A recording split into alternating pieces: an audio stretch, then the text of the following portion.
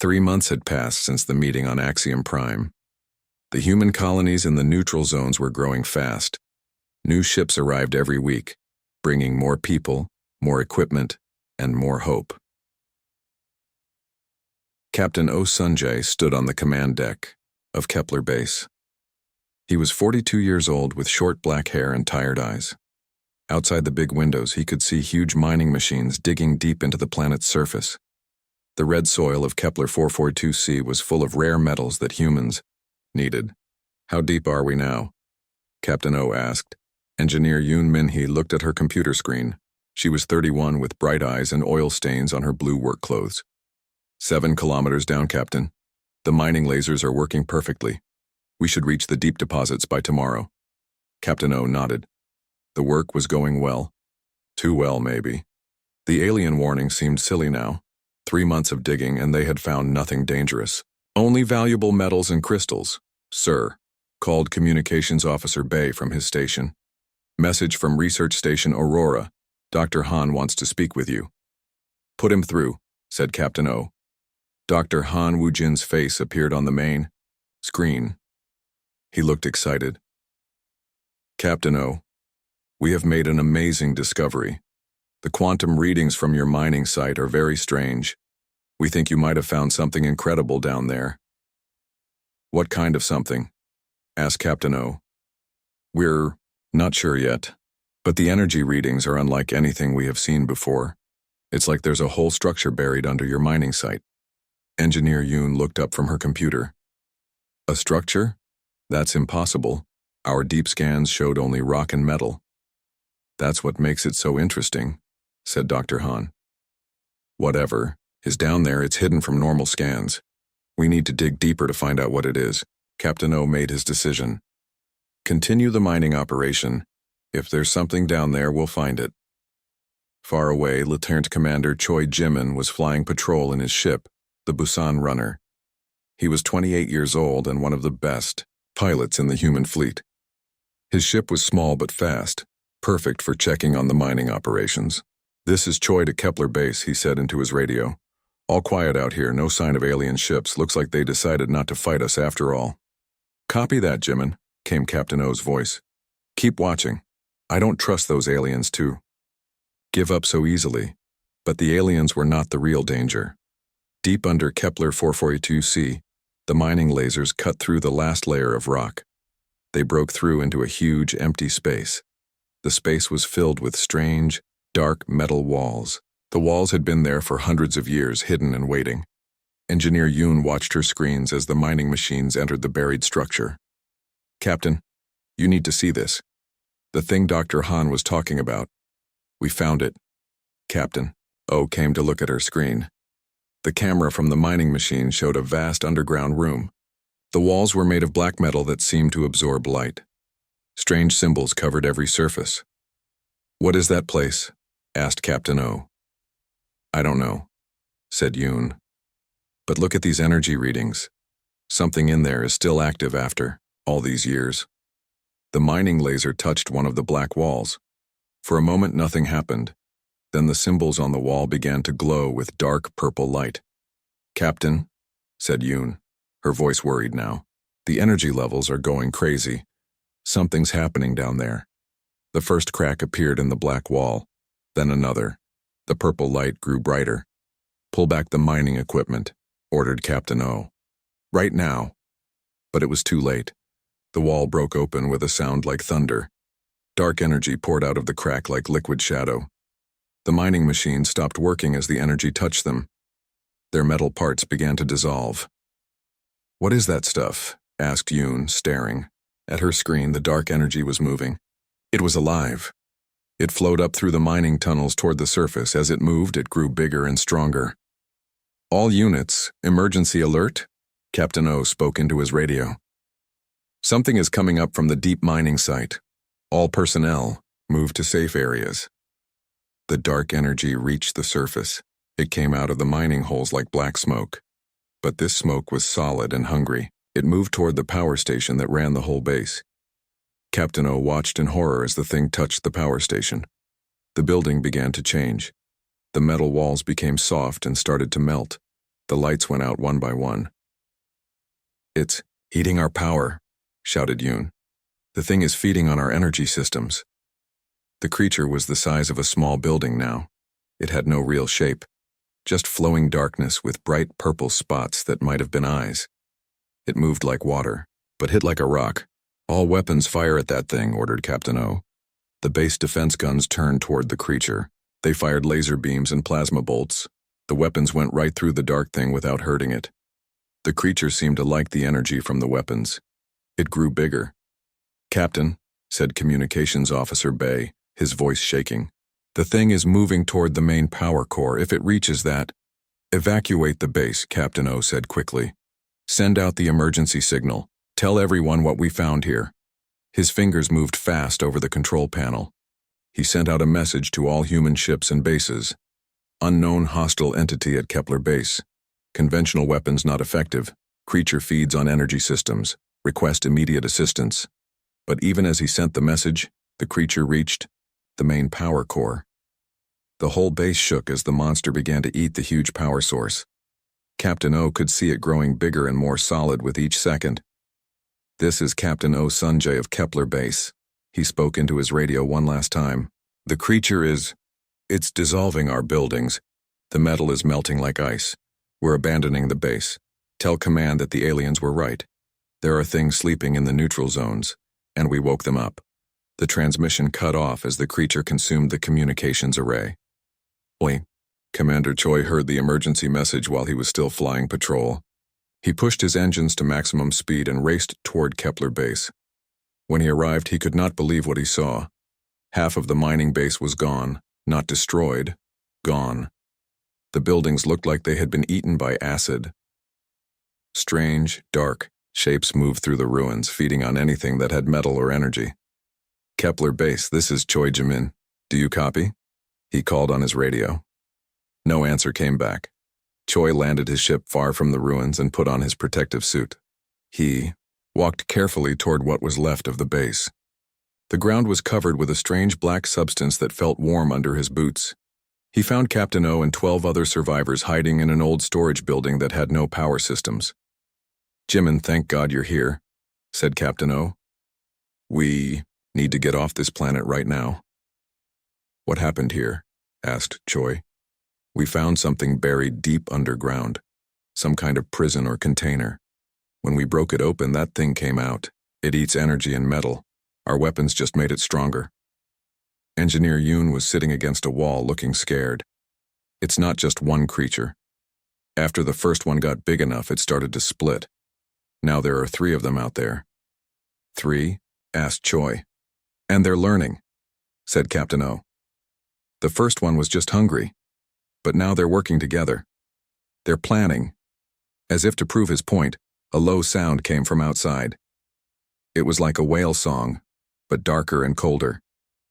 The sound was answered by 2 other voices from different directions. "They're calling to each other," whispered Yoon. Choi looked out through a small window. In the distance, he could see the 3 dark creatures moving around the ruins. They were bigger now, each one the size of a small spaceship. Purple lights blinked on their surfaces like evil stars. "We need to leave now," said Choi. "My ship can carry all of us." But as they prepared to run to the ship, more sounds came from the sky. Not whale songs this time. Alarms. "What's that?" asked Captain O'Choi. Checked his radio. Messages were coming from all over human space. Mining Station Delta 7 had gone quiet. Research Post Gamma was under attack. Colony ship New Busan was sending distress signals. "It's happening everywhere," said Choi quietly. "Whatever we woke up here, it's spreading to other places too." Captain O closed his eyes. "The aliens tried to warn us. They said the Devourers would wake up if we came to these places. We didn't listen." "How many sites are affected?" asked Yoon. Choi listened to more radio messages. His face became pale. 17 different locations, all of them in the neutral zones, all of them reporting the same thing: creatures that eat energy and can't be hurt by normal weapons. The whale song sound came again, closer this time. Through the window they could see one of the creatures, moving toward their hiding place. "It knows we're here," whispered Captain O. It can sense our equipment. Choi made a quick decision. Leave everything electronic behind. Just take basic supplies. We run to my ship and get off this planet. What about the other colonies? Asked Yoon. What about all the people in the neutral zones? Captain O looked at the approaching creature. It was beautiful in a terrible way, like living shadow mixed with starlight. But its beauty was the beauty of death and hunger. We warn them, he said. We tell everyone what we learned here. The aliens were right. We should have listened to their warnings. The massive crystal towers of Axiom Prime reached high into the purple sky. Inside the biggest tower, 12 different alien races sat around a huge table. The table was made of a special metal that could show pictures in the air above it. Elder Vextai was very old. His skin looked like old leather and his eyes were bright blue. He had lived for more than 3,000 years. Today, he was scared. The other aliens could see it in the way his hands shook. We must talk about the humans, Elder Vextai said. His voice was deep and tired. They are doing something very dangerous. Commander Lee Taemin sat with his back straight. He was 34 years old and wore a dark blue uniform with silver marks on it. Next to him sat Dr. Park Nari. She was 29 and had long black hair tied back. Both humans looked calm, but they were listening carefully. What are humans doing that worries you so much? Asked Zephyra, one of the crystal beings called the Helix. Her voice sounded like wind chimes. Elder Vextai touched the table. Pictures appeared in the air. They showed space maps with red dots marking different places. Look at these areas, he said, pointing at the red dots. These are the neutral zones. For 800 years, no one has gone there. We made rules. We all agreed. These places are forbidden. Commander Taemin leaned forward.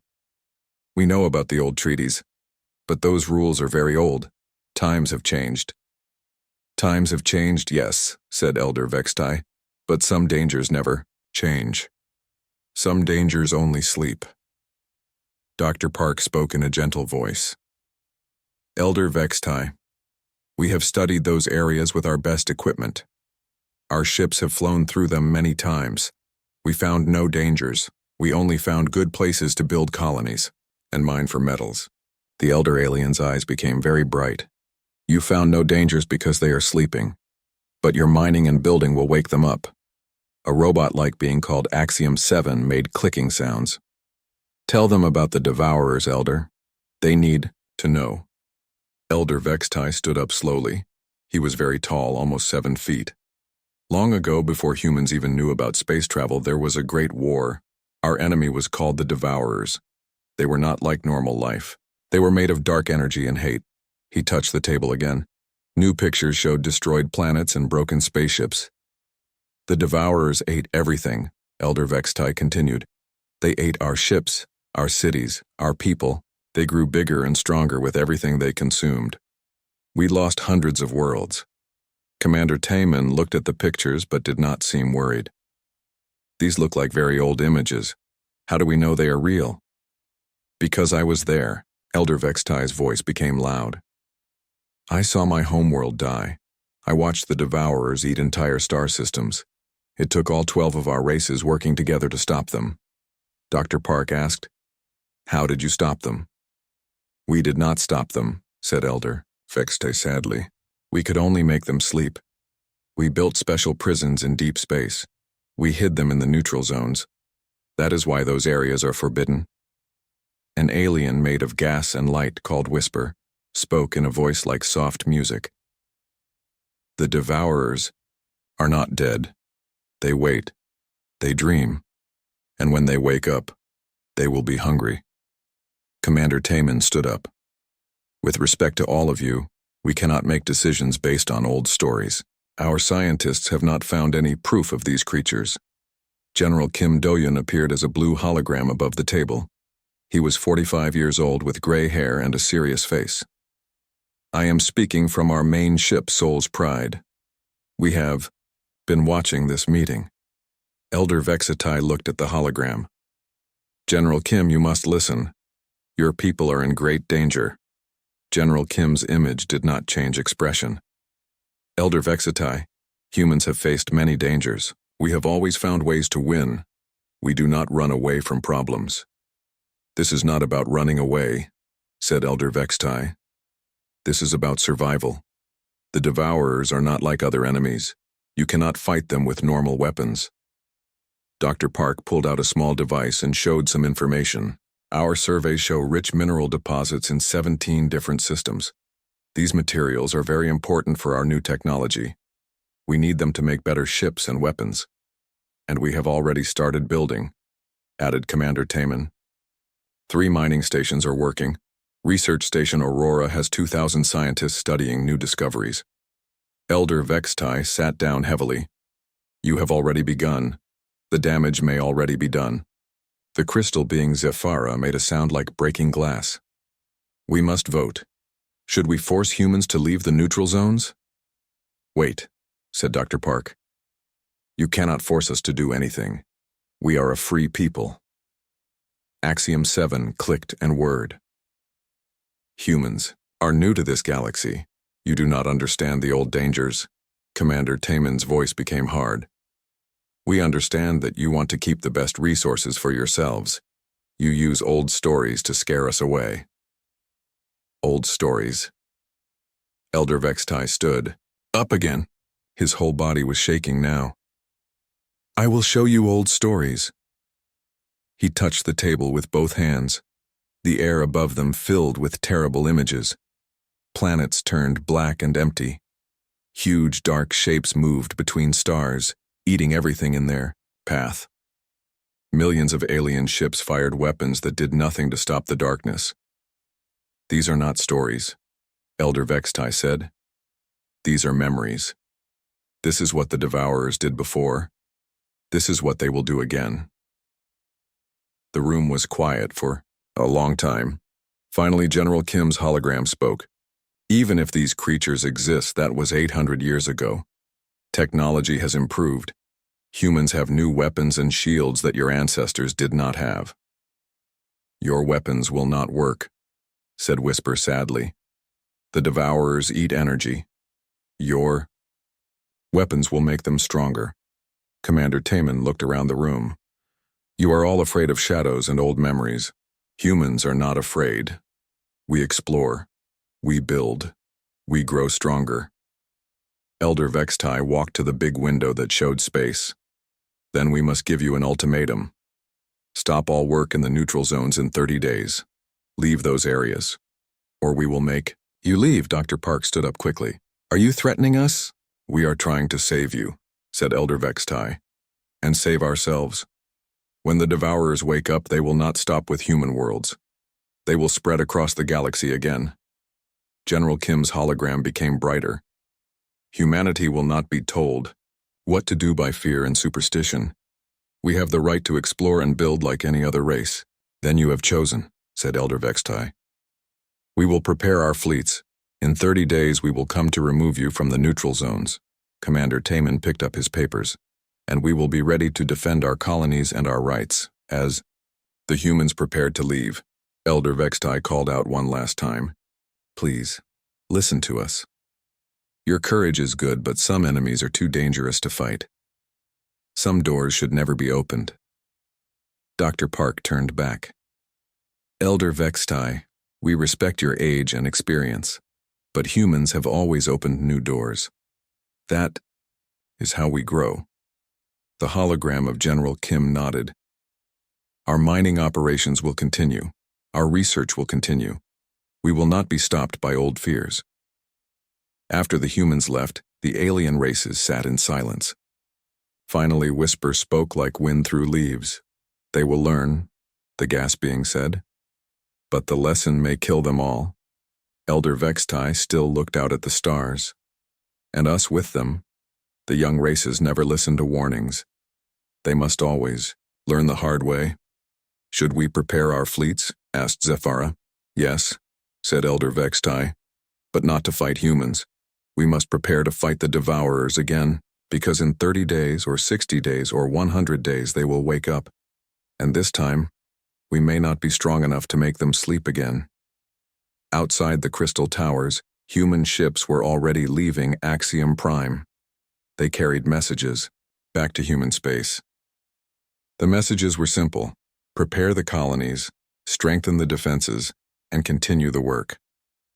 No one knew that deep in the neutral zones, something was already beginning to stir. Admiral Song Yunho stood on the command bridge of the massive ship Incheon's Hammer. He was 51 years old with gray hair and sharp eyes. Around him, 200 human warships waited in perfect formation. It was the largest fleet humanity had ever assembled. "Admiral," said Captain Bae Soman from her position at the weapons control, "all ships report ready for battle. We have enough firepower to destroy a small moon." Admiral Song nodded, but his face was serious. The reports from the neutral zones were getting worse every day. 17 human colonies had gone silent. Over 50,000 people were missing or dead. "What's the latest from the Vega system?" asked Admiral Song. Communications Officer Park Dong-yeon checked his screens. 3 human colonies in Vega have been completely consumed, sir. The creatures have grown much larger.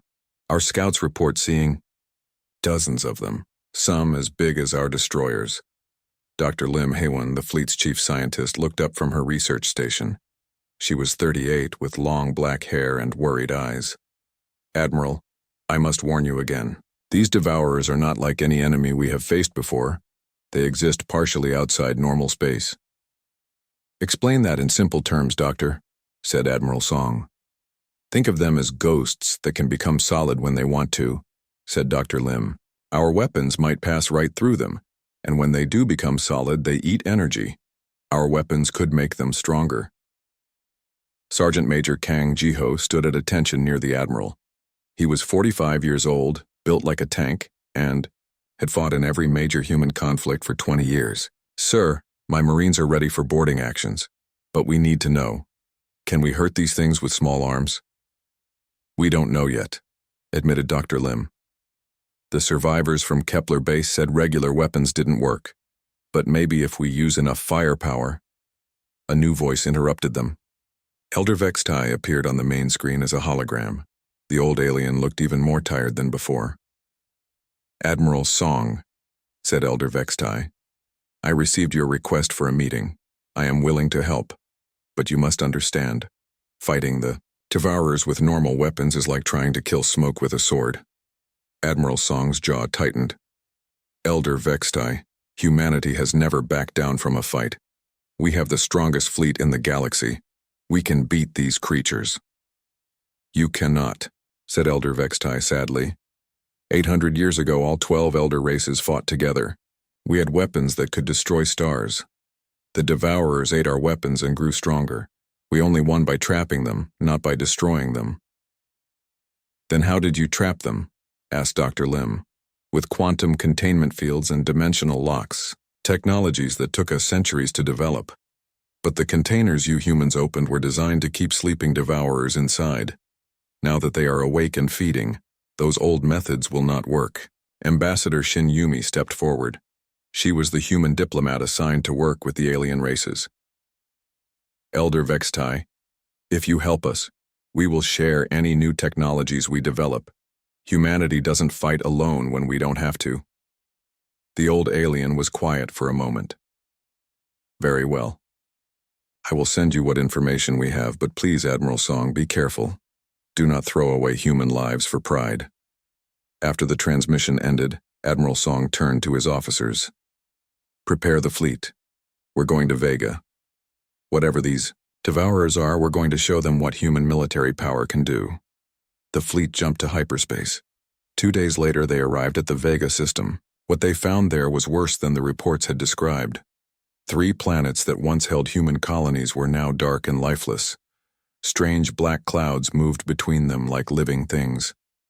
As the human fleet watched, one of the clouds split into 2 smaller ones. "My God," whispered Captain Bae. "They're reproducing." "All ships battle stations," ordered Admiral Song. "Target the largest concentration of hostiles. Prepare for coordinated strike." The human fleet moved into attack formation. The massive Incheon's Hammer led the way, followed by 12 heavy cruisers and 50 destroyers. Behind them came the support ships and carriers. "Admiral," called Sensor Officer Kim Tae-won, I'm reading 37 separate devourer entities. The largest one is, Sir, it's bigger than our dreadnought. Size doesn't matter if we can hurt them, said Admiral Song. All ships fire when ready. The space around Vega lit up like a star being born. Hundreds of plasma cannons fired at once. Missile swarms streaked toward the dark shapes. Energy beams powerful enough to cut through asteroid belts lanced out from the human ships. For a moment it looked like the attack was working. The energy beams hit the devourers and they seemed to glow brighter. But then the horrible truth became clear. Sir, said Dr. Lim, staring at her instruments, the energy weapons are being absorbed. The creatures are feeding on our attacks. The largest devourer, which had been the size of a cruiser, was now growing bigger. It fed on the plasma and laser fire like a plant feeds on sunlight. Within minutes, it was as large as the Inchin's hammer. All ships, cease fire, ordered Admiral Song. But it was too late. The devourers began to move toward the human fleet. They moved like liquid shadow, flowing through space faster than any ship could fly. The first one reached the destroyer Soul's Pride. Captain Lee Minho commanded the Soul's Pride. He watched in horror as the dark creature flowed over his ship like water. It's going through our hull, he shouted over the radio. The thing is, inside our ship. The devourer began eating the ship from the inside. Metal walls dissolved like sugar in water. The fusion reactor that powered the ship started to dim as the creature fed on its energy. Abandon ship, called Captain Lee. But the evacuation pods couldn't launch. The creature had eaten the power systems that controlled them. Admiral Song watched helplessly as the Soul's Pride went dark. One moment it was a powerful warship. The next moment it was a dead hulk floating in space. Admiral, called Sergeant Major Kang. Request permission to take a boarding party to help Soul's Pride. Negative, said Admiral Song. We don't know how to fight these things yet. I won't send more people to die. But the devourers were not finished. More of them flowed toward other ships in the fleet. The destroyer Busan's Hope tried to run, but a devourer caught it. The cruiser New Inchin fired all its weapons at point-blank range, but the creature just grew bigger and ate the ship anyway. Admiral, said Dr. Lim urgently, I'm detecting something strange. When the devourers eat our ships, they're not just getting bigger. They're learning. The one that ate Soul's Pride is now copying our ship designs. Admiral Song looked at his main screen. The devourer that had consumed the destroyer was changing shape. It was becoming more solid, more ship-like. Parts of it looked like human technology, but twisted and wrong. It's using our own designs against us, whispered Captain Bay. All ships retreat to safe distance, ordered Admiral Song. We need to rethink our strategy. The human fleet pulled back, but they had already lost 6 ships and over 3,000 crew members. The devourers did not chase them. Instead, they seemed more interested in eating the wreckage and growing stronger. Back on the command ship, Admiral Song called an emergency meeting. Dr. Lim, Sergeant Major Kang, Captain Bay, and Ambassador Shin gathered around the strategy table. Report. Doctor, said Admiral Song. Dr. Lim looked at her datapad. The conventional weapons are worse than useless. Every energy attack we make feeds the creatures. Kinetic weapons like missiles just pass through them when they're in their ghost-like state. What about ground combat? Asked Sergeant Major Kang. Can my Marines fight them hand-to-hand? I don't think so, said Dr. Lim. But there's something interesting. When I analyzed the sensor data from Kepler base, I found that the devourers seem to avoid certain types of matter, specifically substances that exist in quantum superposition. Captain Bay frowned. What does that mean? Think of it like this, explained Dr. Lim. Normal matter is either here or there. Quantum matter can be in both places at the same time. The devourers exist partially outside our dimension. Maybe quantum weapons can hit them in both dimensions at once. Admiral Song leaned forward. How long would it take to develop such weapons? I don't know, admitted Dr. Lim. We're talking about completely new technology. It could take years. We don't have years, said Ambassador Shin. The creatures are spreading. They've already consumed 23 human colonies, and they're getting smarter with each ship they eat. Sergeant Major Kang hit the table with his fist. There has to be something we can do. We can't just run away and let these things eat everything. Dr. Lim suddenly looked up. Wait, there might be something. The quantum readings from the alien containment systems. If I could study those, maybe I could figure out how to build weapons that work in multiple dimensions. The aliens said they would share their information, said Ambassador Shin. I'll contact Elder Vextai immediately. Admiral Song stood up. Do it. And Dr. Lim, I want you to work with every scientist we have. Find a way to hurt these things, because if we can't...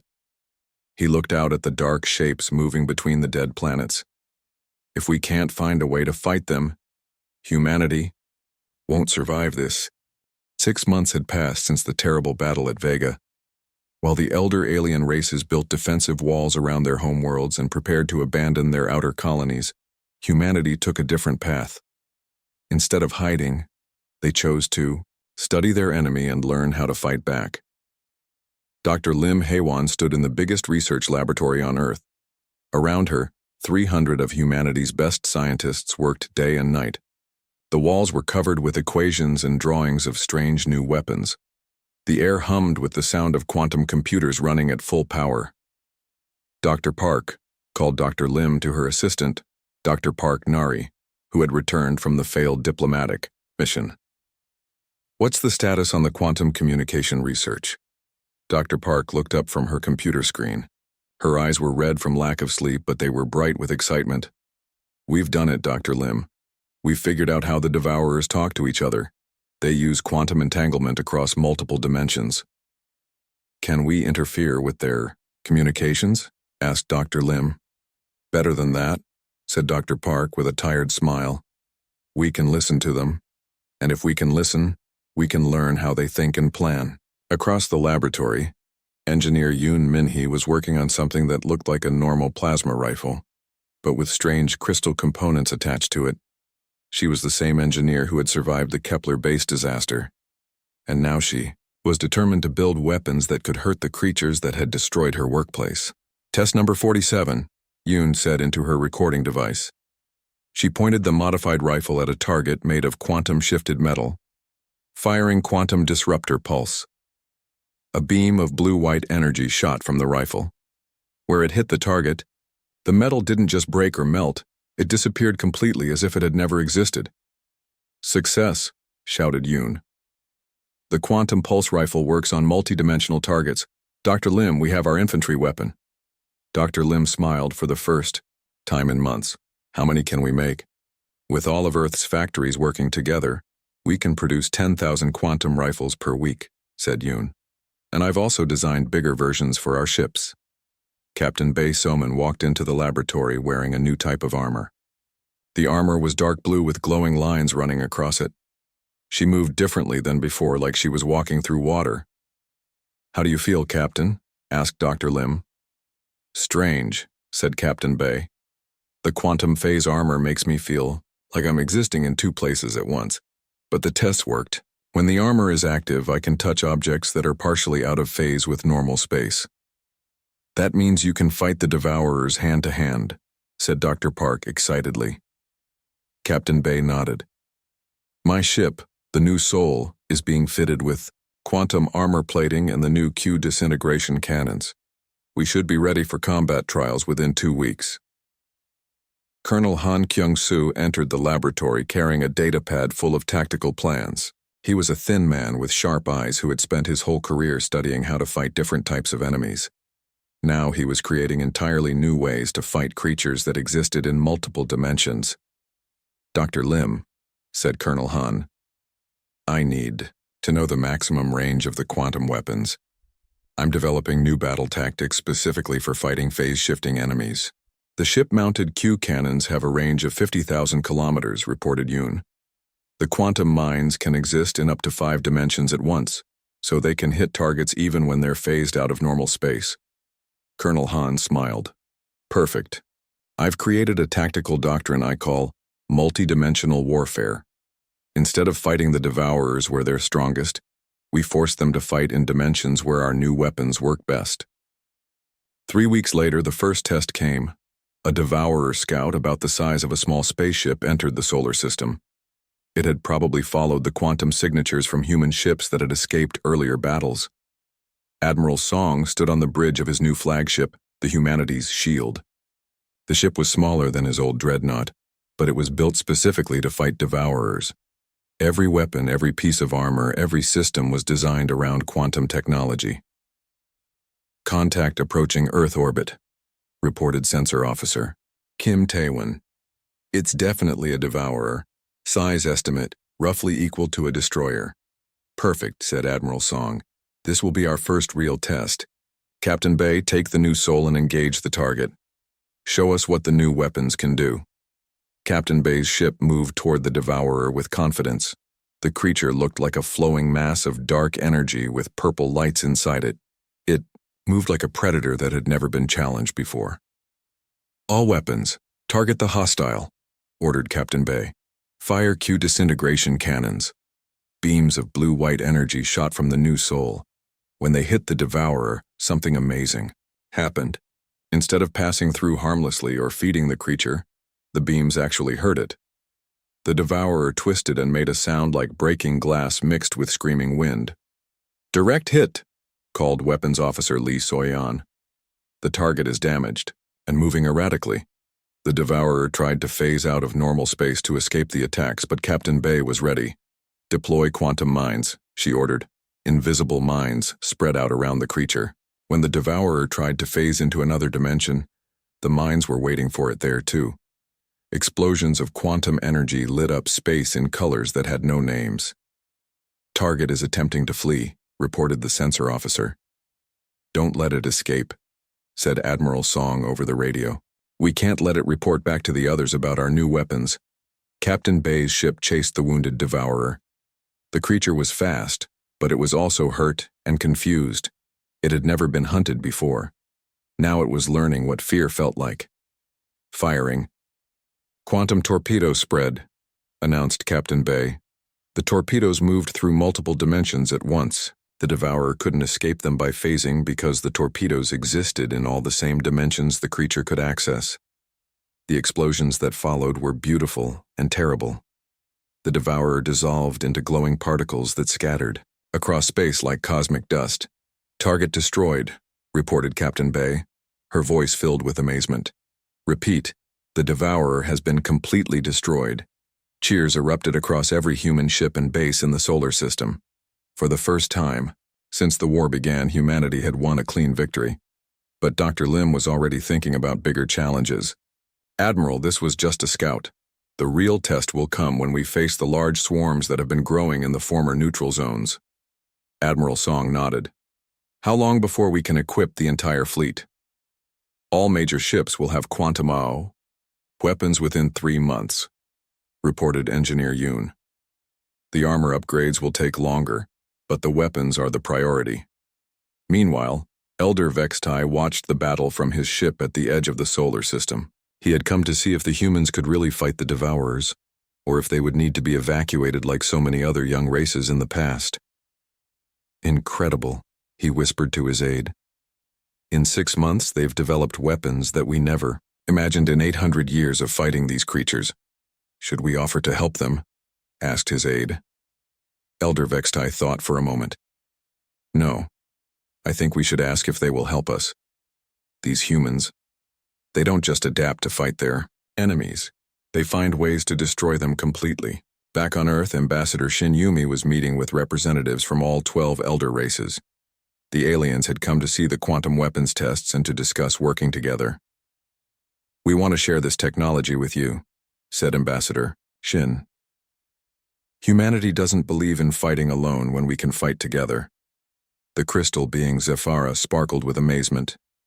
"Your species has done in months what we could not do in centuries." "How?" "Because we refuse to accept that any problem can't be solved," said Ambassador Shin. "The elder races learned to contain the Devourers. We learned to kill them." Dr. Lim joined the meeting carrying plans for even more advanced weapons. "We're already working on the next generation." quantum cascade bombs that can destroy multiple devourers at once, phase shift cannons that can target creatures in any dimension, dimensional shields that make our ships impossible for devourers to phase through.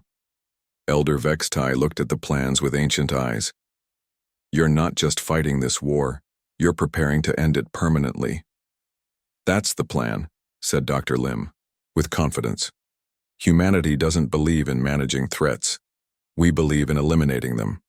Within 2 months, the first joint human-alien fleet was ready for action. Human quantum technology had been installed on elder race ships, making them effective against devourers for the first time in centuries. The target was the Wolf 359 system, where a large devourer swarm had been growing stronger by consuming abandoned human colonies. Intelligence reports said there were over 50 devourers there, including several that were as large as space stations. All ships, this is Admiral Song, he announced to the combined fleet. Today we begin the counterattack. Today we start taking back our galaxy. The mixed fleet of human and alien ships jumped to hyperspace, heading toward what would become known as the Battle of Wolf 359, the turning point of the war. 1 year after the first Devourer awakening, the war that the elder races expected to last centuries was nearly over. Humanity had not only learned to fight the ancient enemy, but had turned the tide completely. Fleet Admiral Park Ji-hoon stood in the command center of the massive ship Humanity's Answer. He was 48 years old and had been promoted after Admiral Song retired following their victories.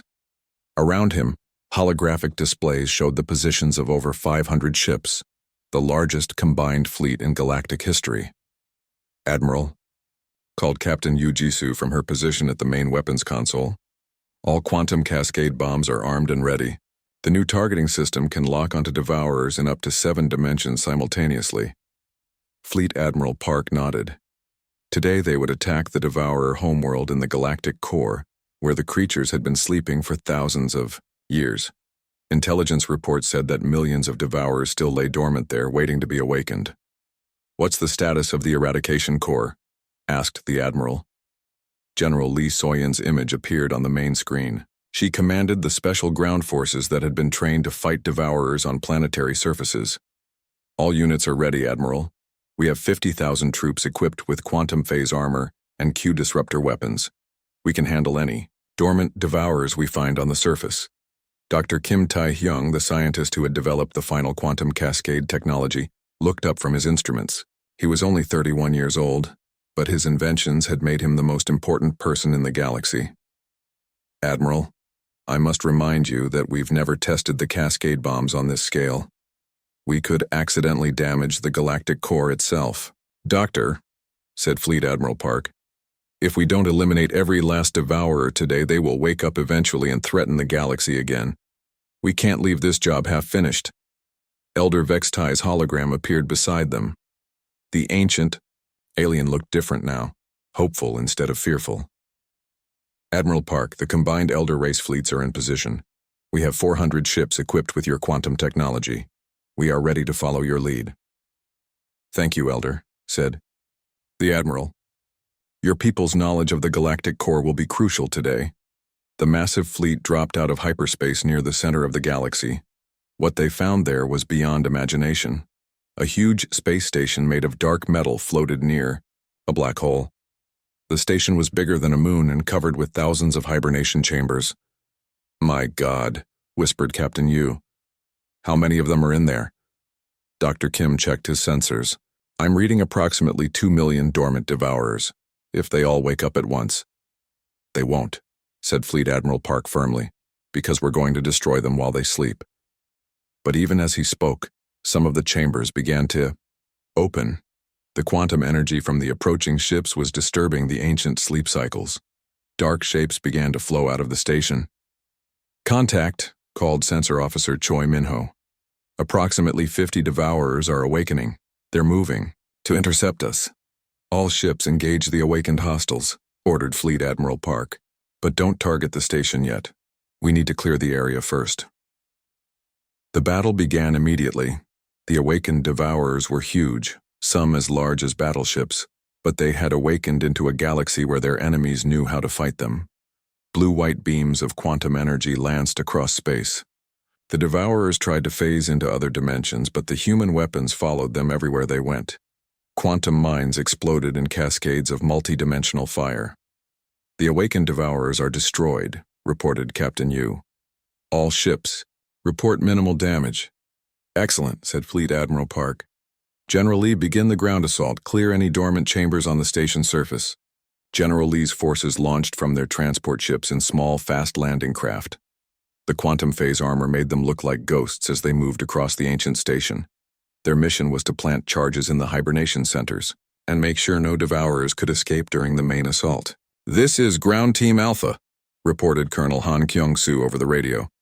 "We've found a control center. The technology here is incredible. It's been keeping millions of creatures in perfect hibernation for centuries. Can you shut it down safely?" asked General Lee. "Working on it," replied Colonel Han. "But Admiral, you need to see this. There are other stations like this throughout the galaxy. This isn't the only hibernation site." Fleet Admiral Park frowned. "How many others?" Dr. Kim was studying the station's ancient computers. "At least 12 other sites, Admiral. The Devourers weren't just contained in the neutral zones. The Elder races built hibernation facilities everywhere." Elder Vextai's image looked worried. "We never told you about the other sites because we thought this war would end like the last one, with containment, not destruction. We didn't want to give you too many targets." "Elder Vextai," said Fleet Admiral Park. "After today, you're going to give us the locations of every single hibernation site. Humanity doesn't do half measures." On the station surface, General Lee's troops were moving through vast chambers filled with sleeping Devourers. The creatures looked almost peaceful in their ancient sleep, but everyone knew how dangerous they would be if they woke up. "Charges placed in Sector 7, reported Sergeant Major Kang Jiho. "These things have been asleep for over 1,000 years. Makes you wonder what they were dreaming about." "Probably about eating everything in the galaxy," replied another soldier. Over the radio, "All ground teams return to safe distance," ordered General Lee. "We're ready for the main assault." Fleet Admiral Park took a deep breath. What they were about to do would change the galaxy forever. "Dr. Kim, arm the quantum cascade bombs. Target the hibernation station's core." "Cascade bombs armed," reported Dr. Kim. "Admiral, once I start the cascade reaction, it will spread through the entire station. Every Devourer inside will be forced into normal space-time, where our conventional weapons can destroy them." "Do it," ordered the Admiral. Captain Yu fired the cascade bombs from humanity's answer. The weapons looked like small stars as they flew toward the dark station. When they hit, reality itself seemed to bend and twist. The effect was immediate and spectacular. 2 million sleeping Devourers were suddenly forced to exist completely in normal space. They appeared as solid creatures for the first time in their existence, unable to phase away or hide in other dimensions. "All ships, open. Fire," commanded Fleet Admiral Park. "Destroy every single one of them." The combined fleet unleashed everything they had. Quantum cannons, plasma weapons, missiles, and energy beams lit up the galactic core like a new sun. The Devourers, trapped in normal space and unable to feed on the quantum weapons, were completely helpless. The battle lasted 3 hours. When it was over, the ancient station was gone and 2 million Devourers had been turned to cosmic dust. "Admiral," reported Captain Yu, her voice full of amazement, "all Devourer life signs have been eliminated. The station is completely destroyed." Cheers erupted across the entire fleet. Human crews and alien officers celebrated together. They had done something that seemed impossible just 1 year ago, but Fleet Admiral Park was already thinking about the next target. "Elder Vextai, I want the coordinates of the other hibernation sites. We're going to visit each one and finish this job completely." Over the next 6 months, the combined human-alien fleet destroyed 11 more hibernation stations. Each battle was easier than the last as human technology improved and tactics were refined. The final battle took place at the edge of the galaxy, where the last Devourer station hid in the shadow of a dying star. When that station fell, the Devourer threat was eliminated forever. 6 months later, Fleet Admiral Park stood before the Galactic Council on Axiom Prime. But this time, the meeting was different. The humans weren't being lectured about ancient dangers. They were being thanked for eliminating those dangers forever. "The galaxy owes humanity a debt that can never be repaid," said Elder Vextai. "In 2 years you accomplished what we could not do in millennia. You didn't just defeat the Devourers, you erased them from existence." Ambassador Shin Yumi smiled. "Humanity is honored to have served the galaxy, but we didn't do it alone. The alliance between all our peoples made victory possible." Dr. Kim, now appointed as the galaxy's Director of Threat Assessment, presented his final report. "We've installed quantum detection networks throughout the galaxy. If any similar threats ever appear, we'll know immediately and be ready to deal with them." Commander Taman, now promoted to Galactic Defense Coordinator, outlined the new military doctrine. "The old policy of containing threats and hoping they stay contained is over. From now on, we identify dangerous entities and eliminate them before they can threaten peaceful worlds." Elder Vextai looked around the council chamber. Representatives from all 12 elder races sat alongside human officials. "Perhaps," he said thoughtfully, "the galaxy needed a species that sees solutions where we see only problems.